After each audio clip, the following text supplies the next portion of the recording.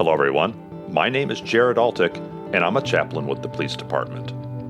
It's really kind of funny that I've published over 70 episodes and bonus episodes about life in law enforcement, and I still haven't really done a SWAT episode. Well, I can fix that. Recently, my friend Matt Domyancic, the Tactical Chaplain, flew in to Kansas City from California to speak at a SWAT conference. So I kidnapped him from the convention center and brought him back to my office so that I could interview him talking about wellness for SWAT officers. Matt has a tremendous amount of expertise about health in law enforcement. He was a Division I athlete, he was a cop and a SWAT guy, and he's well educated in multiple wellness-related fields. And now he's a chaplain in Southern California. Listen closely as Matt lays out some of the good and bad in regard to being healthy as a SWAT team member, and make sure that you catch what he says are good steps that need to be taken both by the department and by the individual cop. Here's Matt Domyancic. Oh, and yes, here in a few seconds, Matt is going to say that he and I hooked up in California. God bless him, but here in Kansas, we just call that visiting a friend. Matt, how are you today? I'm doing great, thank you.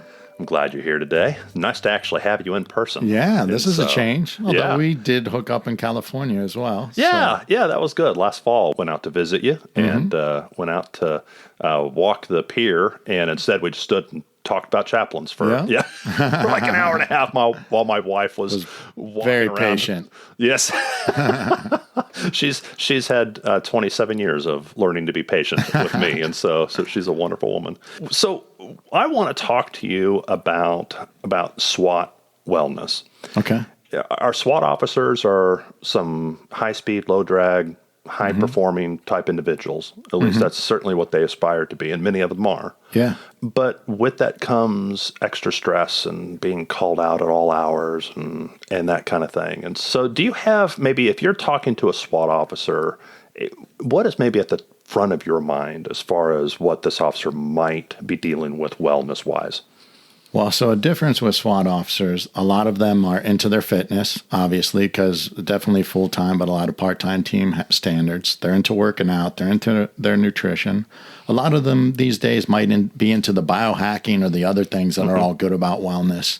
However, there may be higher expectations to never maybe show the, quote, weakness or show where they might be struggling because they are SWAT. And they have much, much higher expectations for themselves and others as well. I think about myself. As I was going through my things, I shied away from letting people know what was really going on. Because perhaps if you're the SWAT guy, you're the guy that pushes the envelope and everything, and you're supposed to be kind of a role model in, say, the fitness, the fighting, the shooting, especially in the smaller departments where they rely on SWAT guys that are still on patrol. Well, you don't want to be a burden to anyone else. And like, say, when I was going through my dark times, I didn't want to show, it wasn't that I was like, oh my God, I don't want anybody to know I'm weak, because I had no problems with going to my spiritual director. I was in therapy, but I didn't want to drag my buddies down, right? Like, I'm the guy that does ministry. I'm the guy that meditates. I'm the guy that loves God and tries to cheer other people up. So I can't let other people see that I'm broken right now. Or even if you're not broken, but I'm down, I'm not in like a very good place. So I mean, at least that was my personal experience. And with a lot of the SWAT guys I deal with, maybe that's like part of it is you're the NFL football player. You're the NHL hockey guy. Like, you don't show when you're down. So let me see if I can summarize that. So on the pro side, these guys are probably more fit than your average cop. They're more fitness aware than your average cop. But then on the other hand, with that SWAT label comes extra pressure. And there's expectations. That's probably the better word. Expectations that okay, we are high performing, almost like professional athletes. We're not supposed to be weak or unreliable or broken down. And so they don't want to admit. And that's every individual's, like, it'll be different for every individual, but I assume that's a lot of people, just like a lot of elite athletes or CEOs or the more alpha male you are, the less you want to let other people down, the less you want to be a burden. And another problem is, and I admitted this was one of my problems too, is they will push it too hard. So like after I got medically retired and I was able to work out again, there were times when I should have been spending more time with my mental or emotional self-care, but I was doing Krav Maga, Muay Thai, lifting weights with NFL guys all in the same day. Yeah. Like staying busy when things get hard, it's unconsciously a lot of the times. You're a type A person, you're an alpha male. Cops in general can be bad at all this stuff, right? But then if it's a SWAT guy, like they might be working out too much, taking their diet to the extreme, and they're doing things that they actually think are helping them rather than recharging their battery, hitting the reset button, spending more time with your spouse and your children or your friends, and doing things that are what I was talking about is training the parasympathetic nervous system, learning how to take your foot off the gas and tap the brakes a little. Because if you're constantly pumping adrenaline and cortisol, that's why cops have a higher disease rate of cancers, heart problems, 10 to 22 year shorter lifespan. Constantly mashing the gas pedal on a car, like redlining it, it's not going to last for 300,000 miles. Right. Like, so SWAT guys, a lot of the times in their personal professional lives, are driving themselves like a drag car. And a drag car gets a couple runs down the strip and they got to rebuild the engine and the transmission. For a quarter mile. A quarter mile, whatever it is. I'm not a drag car guy. This isn't well, I guess I don't know either, but I'm not the expert on automotive sports, but it's high speed, high intensity for short period. It's not meant to be a marathon. Yeah. And yet your law enforcement career is kind of a marathon. It definitely is compared to the military. If you're a Division I athlete, you have a strength conditioning staff, a sports medicine staff, a sports psychology staff, a clinical psychology staff. They give you your protein shakes. You go to a meal table, you get the food given to you, you have cheerleaders, and you have somebody making sure you're hydrated. We call them water boys back in the day. Now they're managers. Hydration specialists. Yeah. And then you have an off season. And every week, say, if you use football as an analogy, maybe Monday and Tuesday you're hitting full pads, Wednesdays half pads, Thursdays 50% speed, Fridays walking through with your helmet. You're resting and recovering and tapering off before your game day. Cops, every day is game day potentially. There's no off season. Even our special operators are not always deployed. And when they come back, they've adopted the Division I model. They have strength and conditioning staff, sports psychologists, clinical psychologists, nutrition, sports medicine. They get taken care of. Cops these days, especially because of staffing, it's worse now than it's ever been. Forced overtime. The SWAT teams are too short. We don't even have enough regular cops. They're not getting enough sleep. And the average SWAT operator who is part-time SWAT, he has a regular job at the department with patrol or wherever else, and certainly doesn't have those kinds of resources available to him. Yeah. None. Yeah. That's pretty rough. Now, you mentioned sports. You actually have some background in this. You're not just talking from a fan's perspective. Yeah. You've got some Division I athletic experience, both as an athlete and as somebody helping athletes, and then you have some experience with the NFL Combine. Can you kind of run down that real quick? So I played football and was a competitive power lifter for the Air Force Academy my first 2 years of undergrad. Then I finished up my college linebacker career at Colgate University. For a number of years, I was assistant coach, strength and conditioning coach at Yale. I ended up as an interim head strength coach. But I was also a cop the whole time, too, and I didn't want to be a cop in Connecticut anymore because it's like the whole country is now. They were 23 years ago, right. Like very anti-cop. So then I was a strength coach at Georgetown. So Yale and Georgetown strength coach and doing sports ministry, and then in retirement, strength and conditioning coach and sports psychology consultant at a private facility called Velocity for a lot of different athletes. And every year we had NFL Combine prep for an agency that was first through third rounders. Okay. So you've seen, high performance athletes, people that are on the threshold of a professional career, who are also managing expectations, stress, pressure from family, and what their work will be. Yeah. And I assume they all handled it just fine, right? Yeah, they don't handle it well, and they have all of those resources I'm talking about. Yeah, so that's they part have of every luxury, Yeah. and still some of them flame out, Yeah. you know, and crash and burn. Yeah, So a lot of the same mentality with these SWAT guys, because I see it in California. The most fit guys, they're the most dedicated and disciplined, which I love. These are the most passionate guys, but they're on duty or on call, and they're doing workouts, like challenging each other to go harder and harder and harder. But it's like, did the Kansas City Chiefs wake up the morning of the Super Bowl and run suicide sprints and do burpees until they threw up a couple Probably hours not. before the game? So let's train smarter, not harder. So they think that, and with all of the best intentions in the world, they're SWAT guys that are pushing the gas in every area of their life, like way too much. Yeah. Not taking their foot off the gas to go on a surfing trip with Rob or to go on a fishing trip with me, or just call timeout themselves. And when they call timeout, I'm not, this is like not a difficult thing for me to talk about, because the science is like alcohol destroys your testosterone and your deep restorative sleep. Alcohol puts you to sleep faster, but then it disrupts the deep restorative sleep. And if you had an Oura Ring or a Garmin watch or one of these things recording it, there's cops that are now noticing 1 or 2 beers before bed, and the next day my energy and my mental and physical readiness is garbage. But unfortunately, like, alcohol is another big thing that even if you, quote, take time off, you're drinking beer with your buddies. Yeah. You're not really repairing and restoring your mind, your body, your spirit. Yeah, I get that all the time. I get cops that say that, well, I keep waking up in the middle of the night.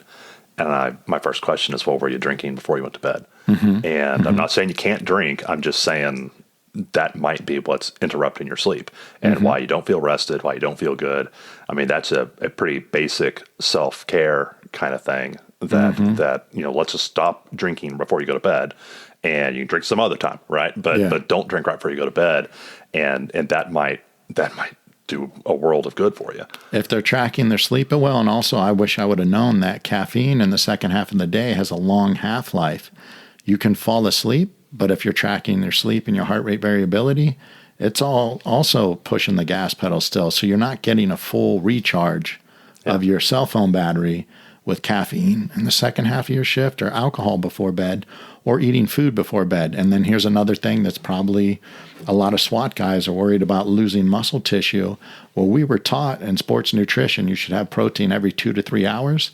And then right after you work out, and definitely it used to be drink a protein shake and have a high protein meal before bed so you don't lose muscle. Well, food right before bed disrupts your deep quality sleep as well. So does technology, and every one of us is playing around on the cell phones as well before we go to bed, and the TVs and the LED lights. So these are things that our departments, as far as I know, there's not many departments teaching any of the cops this. And the SWAT guys are the Division I athletes. And even I don't know, I was on a big department. I still don't think all of these, quote, wellness things that the athletes are getting, no cops or SWAT teams are getting either. Yeah. Even if they have a budget, it's just not on the radar. So, well, let's talk about some of the structural things from a department's point of view, because some people listening to this might be in a position of authority where they could make a difference. Sometimes there are structures within a department that prevent a SWAT officer from self-reporting that they are struggling with something, that they need help, that they need some extra kind of assistance. What kind of things have you seen, maybe, or just heard secondhand that officers, SWAT officers specifically, what kind of resistance do they run into?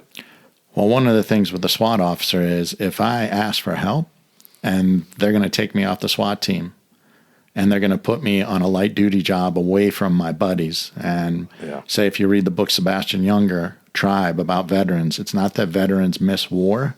They miss authentic relationships where they really relied on each other. And so these SWAT officers are on a tighter unit than patrol, and then you get hurt or you ask for help, then you get removed. Like, that's not a good thing. Yeah. And I know some guys that didn't get to go back on their SWAT team because now somebody says you have a mental health issue, when it's normal for you to need a break after you've seen these types of incidents or been involved in these incidents. So they're going to worry about losing their spot on the team for sure. Or getting pulled from their buddies. And let's think about athletes again. If you're an athlete and you get hurt, I know when I was hurt in college, team meetings required, linebacker meetings. I had to go to the training room all the time, but I was still at practice. I was still at the games. But They didn't say, hey, Matt, you're hurt, and while you're rehabbing, you're with the soccer team. Right. But that's what we do with cops, whether they're patrol or SWAT. And it's an even tighter bond on SWAT. So to get pulled or risk, a regular cop worries about fit for duty, repercussions. I won't get promoted, or maybe I won't make SWAT, K-9, or detective if I ask for help. Well, if you're already on SWAT and there's so limited slots on SWAT, I don't want to risk losing that, especially if I'm a full-time guy. My gosh. Yeah. Because these days there's some departments where morale is so bad in patrol, and patrol officers have horrible liability. Am I going to be the next person that's on a cell phone video and that they're going to bench and investigate me even if I'm in the right? And people don't understand they're at home. The newspapers, the media is lying. They can't defend themselves. Them and their spouses and children are dealing with death threats. And in the end, the department doesn't fire them a year or two later and say, so no harm, no foul. No. Me and my family suffered greatly. So these guys on these SWAT teams now, they do not want to go back to patrol because some departments, it's so miserable to be patrolling anywhere in America right now. You're a liability. Where it used to be fun to get in a pursuit and, dare I say, a use of force as long as everybody was okay, even the criminal. You get up, you dust yourself off, you kind of laugh. Like now you get in a pursuit, you get in a fight, and you're like, oh my God, I hope I'm not going to get in trouble. Hope I'm not going to get sued. The DA may charge me with a crime. It's a whole new ballgame as a cop. A lot of places in America, patrol officers are alone. Yeah. And to be honest, like I would tell you my experience, because people be like, SWAT is so dangerous. And I haven't seen all the action these guys have. But I'm with the baddest people in the department that, like, my SWAT tryout started with 100 and you had to meet all these qualifications. Only 50 made it through this initial thing. And then only 30 got to go to SWAT school. Then only 3 got picked. So these are the ex-college athletes, the ex-military, like the best of the best. And you're choosing when it happens. Most of the time. Yeah. SWAT is even a better job than it was before, I think, because of some of these other reasons. So you don't want to lose your spot on SWAT. Is there a solution? Is there a one-size-fits-all solution for this? Or is this something that these supervisors and managers and chiefs are going to have to find a way to help the SWAT officer without pulling him away from his team? Well, you can help any police officer. There's so few departments that do this, and I think during COVID, because of budgets, this may have gone away. But there's something, anonymous blind billing, where there's a system in place that anyone in that police department, their family, can go to any therapist they want. And no notes and no name is ever given to the department. There's a number that you have that verifies that you're with that department. You can use a list of therapists they provide or choose your own, because the confidentiality is such a concern for cops. Even if they use if I use my department psych, they're not supposed to, but there's the worry they're going to tell somebody. Yeah. Even if I use EAP, are those notes going back to the department? Guys won't even use their own insurance. I'm like, HIPAA, like if you use your own insurance, like they don't know, they're not getting the notes at the department. Guys will pay out of pocket to avoid the risk or even the thought of somebody hearing about what they're going through. So if departments wanted to emphasize mental health in general, do anonymous blind billing, but also have wellness programs for all the officers, not just SWAT, because everybody's collecting trauma before they get on SWAT, and then they just may collect more trauma while they're on SWAT. Where are you doing anything about education on nutrition? Are you allowing fitness on duty? Are you educating them on sleep? Are you providing any type of stress management, self-regulation? There's very few departments that do have some kind of meditation or mindfulness or yoga options, or at least fitness on duty, or being able to sign up for other classes that are proactive. Because right now, mental health, chaplains, and peer support are reactive to PTSD, addiction, suicide, or somebody's in trouble. So it's all stigmatized. You only talk to these people when you're broken or weak, or I'm not it's saying all that's reactive everywhere. and after reactive. the point, and and then it comes with the stigma. Where if you brought in like a powerlifting chaplain, for instance, if you brought them in advance and built rapport with that SWAT team in advance of this, then there wouldn't be a stigma if somebody else in the department sees them talking to the chaplain. So whether it's chaplain, mental health professionals, like if departments could afford more of them, and get more of them that are culturally competent and they're not just responding to crisis in a critical incident to do a debrief, well, then it's not a stigma to talk to, like in my example, it's not a stigma to talk to me because I'm riding along, I stop at the station. You're there all the time. Yeah. So it's not like, dude, somebody must have a problem. They're talking to Matt. It's like they're probably talking to Matt about eating ribeyes, like literally. Yeah. So somebody can talk to me about their marriage or an injury or a call without them fearing that, it's something else. So, Matt, you have a SWAT team. They have a training regimen, and they're training on those skills all the time. Yeah. What could they add to that training regimen that would help out with wellness? A simple thing is just adding in different types of breath work. So at the end of every SWAT workout, even if you're a part-time team, when you get together two times a month, or is it once a week, whenever, at the end of, say, your PT session, do some breath work. Do some long holds on your stretches to train the parasympathetic nervous system. Have some times where you guys have barbecues and it's not drinking beer and talking about sports, sex, politics, or toys. Get real and talk about your family lives and other things stressing you out, and intentionally not be getting hammered. But definitely simple things like breath work. I know it might sound woo-woo depending on where you are, but like there's Navy SEALs and Special Forces guys that are teaching yoga, meditation, mindfulness. And not just the ones in California. Not just the ones in California, yeah.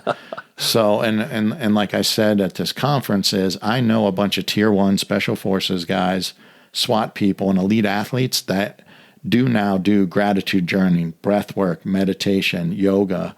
They do art projects. They may do music, but they waited until PTSD, addiction, or their third divorce, and they were suicidal, and they go on one of these retreats where there's retreats where you can do, unfortunately, there's not more of them. I wish I had funding to do them in a proactive way. But if you're on the ledge with suicide, addiction, and PTSD, you go on a retreat, you do breath work, meditation, yoga, journaling, things in nature, art projects, you talk to a therapist, you share your sacred story with other first responders and veterans. If that helps people when they're on the ledge, it'll help people in a proactive, and there's science behind all this too, and training the parasympathetic nervous system and neuroplasticity. The easiest, least intimidating thing I think I can mention is breath work. So there's no woo-woo attached to it. Yeah. But if you were doing intentional breath work and holding long stretches after your SWAT workouts and encouraging people to do it every day, 5 to 10 minutes a day, and take something as simple as walking. Walking lowers your blood sugar, your blood pressure, and improves your mood, and it helps you process things. If you're doing it in nature where it's quiet, being in nature, silence, solitude, immersion in nature, and turning off your cell phone will train the parasympathetic nervous system. In Japan, the doctors prescribe forest bathing. They build little things. What is that? Yeah, spending time in nature, paying attention to your senses, looking at the horizon, because we're all looking at our phones, or when we're focused, we have tunnel vision. Just look up at the sky or the horizon and pay attention. Do I feel the sun on my face? Do I feel the cool breeze? Do I hear the birds? Like, pay attention to your senses. That's a form of meditation or mindfulness that calms down the nervous system. It recharges your battery. It'll improve your testosterone. See, the guys don't get it that there's a ton of cops in general getting on testosterone at a very young age.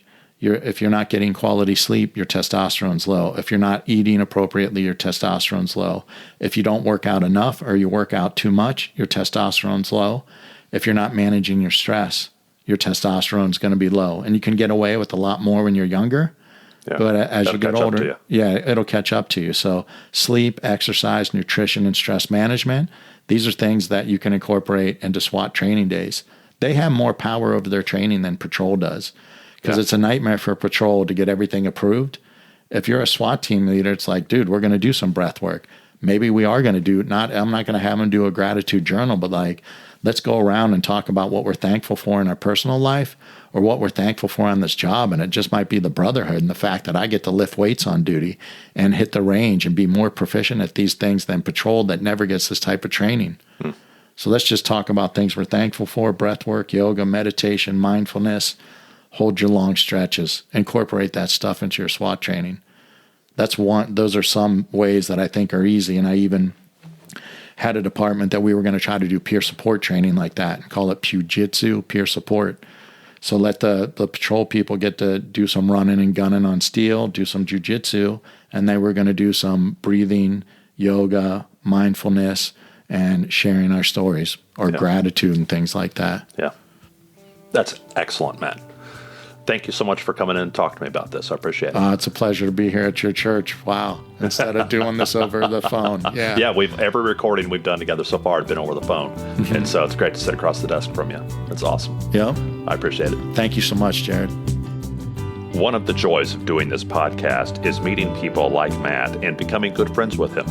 He does incredible work with cops in Southern California, but you might be thinking, when I retire, I'm going to move somewhere cheap. I can't imagine moving to one of the most expensive places just to help other cops. Well, you're not wrong. Matt lives like a monk to be a missionary to those cops.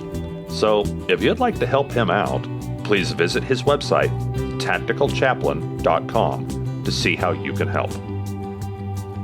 The views expressed here are the personal views of the host and our guests and do not necessarily represent the views of any law enforcement agency or its components. If you like this episode, please share it with a cop or someone who loves a cop. Thank you for listening to Hey Chaplain, and as always, pray for peace in our city.